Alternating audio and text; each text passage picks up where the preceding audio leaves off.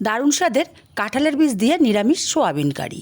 একটা কড়াই উনুনে বসিয়ে 1 চামচ গোটা ধনে, 1 চামচ গোটা মৌরি, 1 চামচ গোটা জিরে, একটা দারচিনির টুকরো, 3টে ছোটো এলাচ আর 3টে লবঙ্গ প্রথমেই দিয়ে দিলাম। মশলাগুলোকে ভেজে নেব। মশলাগুলো বেশ ভাজা গন্ধ বেরিয়ে গেছে, নামিয়ে ঠান্ডা করে গুঁড়ো করে নেব। ওই একই কড়াইতে দিয়ে দিলাম তেলটা গরম করে কিছুটা লবণ দিয়ে কেটে রাখা আলুগুলোকে দিয়ে দিলাম। আলুগুলোকে দিয়ে বেশ নাড়াচাড়া করে লাল লাল করে ভেজে নেব। আলুগুলো ভাজা হতে থাক, ততক্ষণে মশলা করে নেব। মিক্সচার জারে পরিমাণ মতো কাঁচা ঝাল আর 1/2 ইঞ্চি আদা, বেশ কিছুটা ধনেপাতা আর দেব 8-10টা গোলমরিচ। বেশ কিছুটা জল দিয়ে মশলাটাকে মিহি করে পেস্ট করে নেব। মশলার পেস্টটা রেডি, এক সাইডে রেখে আমি আরেকটা মশলা করে নেব।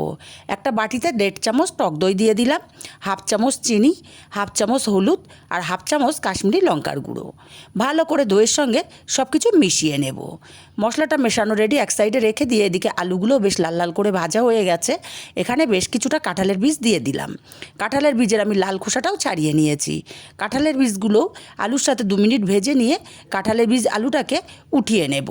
আর এই তেলের মধ্যে দিয়ে দেব সোয়াবিনগুলো আমি গরম জলে লবণ দিয়ে 10 মিনিট ভিজিয়ে রেখে ঠান্ডা জলে ভালো করে ধুয়ে জল নিংড়ে নিয়েছি। সোয়াবিনগুলো বেশ লাল লাল করে ভেজে উঠিয়ে নেব। সোয়াবিনগুলো উঠিয়ে নিয়ে ওই কড়াইতে আবারও পরিমাণ মতো তেল দিয়ে দেবো 1/2 চামচ গোটা জিরে আর 2টো ছোটো তেজপাতা। মশলাটা একটু ভাজা হয়ে গেলে লঙ্কা, ধনে, আদা, গোলমরিচের পেস্টটা দিয়ে মিক্সচার জারটা ধুয়ে একটু জল দিয়ে মশলাটা ভালো করে কষিয়ে নিয়েছি। মশলা থেকে তেল ছেড়ে দিয়েছে, এখন দই মশলার পেস্টটা দিয়ে দিলাম।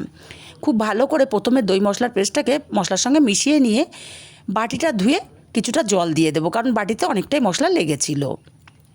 সময় নিয়ে মশলাটাকে খুব ভালো করে কষিয়ে নেব।